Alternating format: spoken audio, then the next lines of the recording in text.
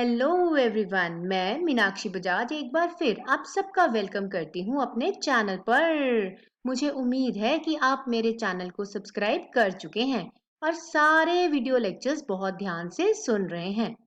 आज मैं आपके साथ डिस्कस करने वाली हूँ ईगो स्टेट्स। ये ट्रांजैक्शनल एनालिसिस का एक बहुत ही इम्पोर्टेंट पार्ट है।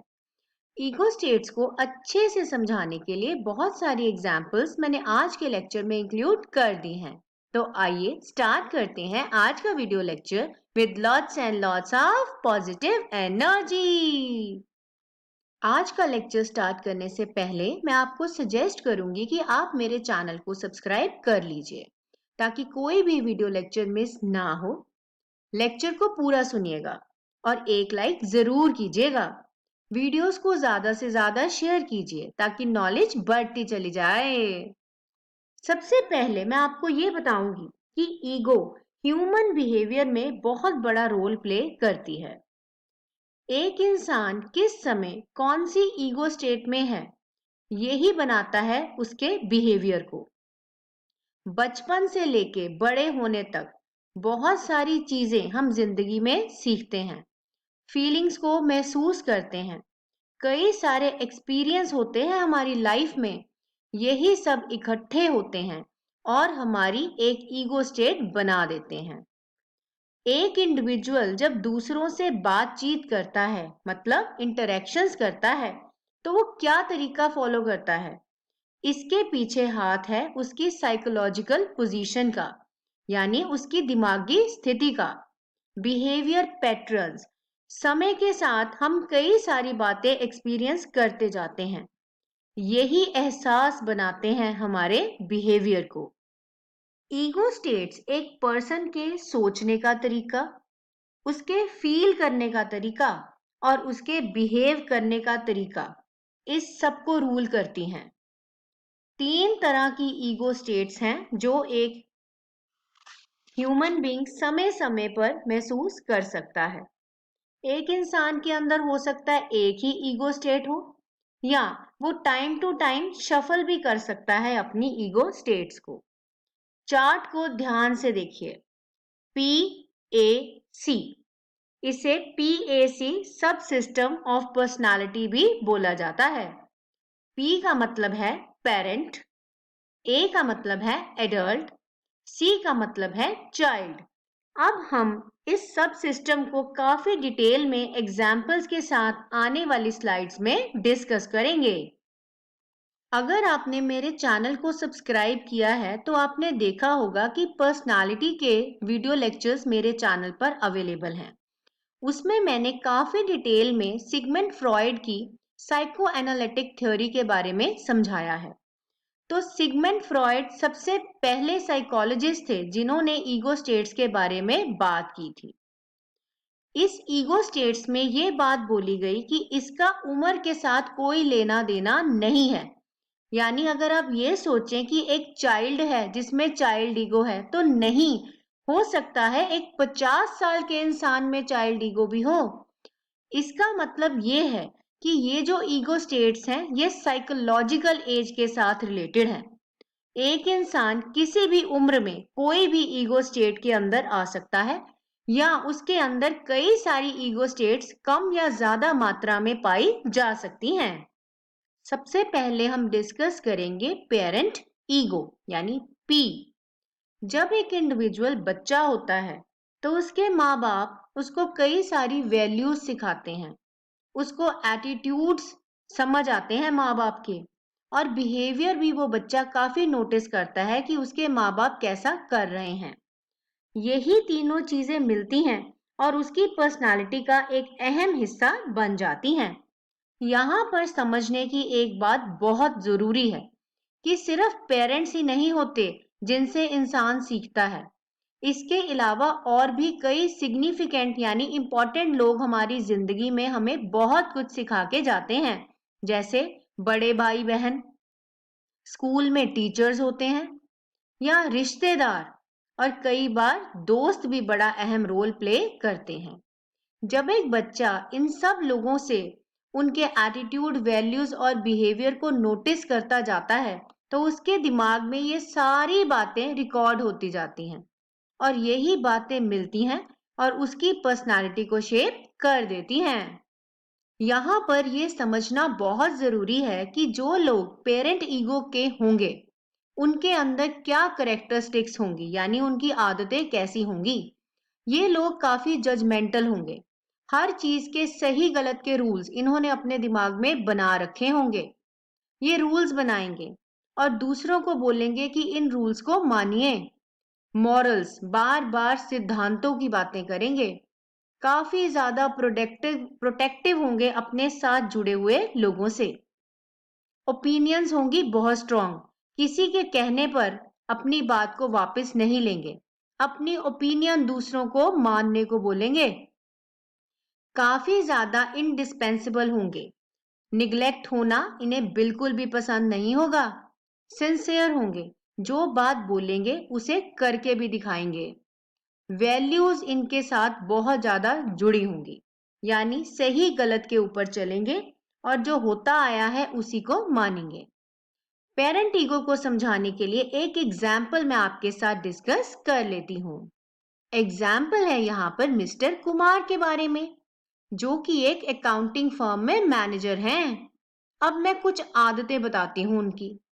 उन्हें लोगों के पास जाकर उनसे बातचीत करना अच्छा लगता है। हर एक एम्प्लॉय को अपने बच्चे की तरह ट्रीट करते हैं और जो उनकी जिंदगी में एक्सपीरियंस हुए उन्हीं को फॉलो करते हैं। अगर कोई अच्छा एक्सपीरियंस हुआ तो वो वैसे ही चलाते हैं, लेकिन अगर कुछ करने से जिंदगी में बुरा हो गया तो दोबारा वो काम कभी भी नहीं करते। अब वो क्या करते हैं, लोगों के पास जाते हैं और उनको बताते हैं क्या सही है क्या गलत है। एडवाइस, सलाह भी देते हैं साथ वालों को। अगर गलती हो जाए तो नाराजगी भी दिखाते हैं और अगर गलत काम कर दिया किसी एम्प्लॉय ने तो कभी कभी प्यार से वार्निंग भी दे देते हैं। तो यहाँ पर आपको क्या समझ आया? मिस्टर कुमार बिलोंग करते हैं पेरेंट ईगो को, यानी सलाह देते हैं और चाहते हैं कि लोग उनकी सलाह को माने। तो माय डियर लर्नर्स, अगर आपको भी टॉपिक अच्छे से समझ आ रहा है एग्जाम्पल्स के साथ तो एक लाइक जरूर कीजिएगा। चैनल को भी सब्सक्राइब कर ही लीजिए और लेक्चर्स को ज्यादा से ज्यादा शेयर भी कीजिए। पेरेंट ईगो के लोग दो टाइप्स के हो सकते हैं। पहले हैं nurturing parent. Nurturing parent ego वाले लोग सिंपैथेटिक होंगे, लोगों की तरफ सहानुभूति दिखाएंगे, प्रोटेक्ट भी करेंगे समय आने पर लोगों को। क्रिटिकल पेरेंट ईगो वाले जो लोग होंगे उनकी आदत होगी कि वो बार बार अपनी बात मनवाएंगे। क्रिटिकल होंगे यानी दूसरों में गलतियां निकालेंगे और कहेंगे ऐसे नहीं करते, ये काम इसी तरीके से होना चाहिए। शुड यानी ऐसे बोलेंगे कि this should be like this, ये उनकी आदत होगी। अब बारी आ गई सेकंड की, जो कि है एडल्ट ईगो। जो इंडिविजुअल बड़े होने पर काफी रैशनल हो जाते हैं।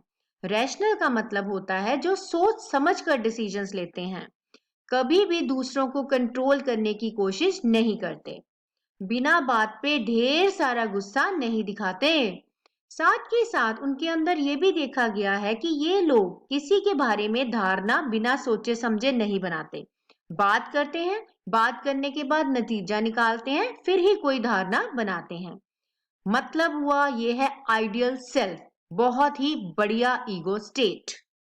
क्या करेक्टरिस्टिक्स होंगी इन लोगों की? सबसे पहले स्पॉन्टेनियस होंगे, मौके की नजाकत को समझेंगे और उसी हिसाब से रिएक्ट करेंगे। अवेयर होंगे, चीजों के बारे में जानकारी पूरी होगी। आज के समय में जिएंगे रियलिटी में, पुराने समय को साथ लेके नहीं चलेंगे। और अगर पेरेंट्स ने कुछ ऐसा सिखाया है जो समय के साथ बदल गया है तो ये भी खुद को बदल लेंगे। दूसरों की तरफ इंटीमेसी भी दिखाएंगे, प्यार से भी बात करेंगे।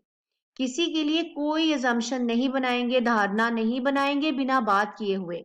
इंफॉर्मेशन पूछेंगे लोगों से, इंफॉर्मेशन के बेस पर ही कोई डिसीजन लेंगे। इसे अच्छे से समझने के लिए हम एक एग्जाम्पल डिस्कस कर लेते हैं।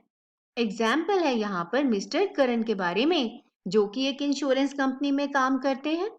टीम के लीडर हैं वो। उन्हें आदत है कि वो इंफॉर्मेशन पूरी इकट्ठी करते हैं जिसकी जरूरत है।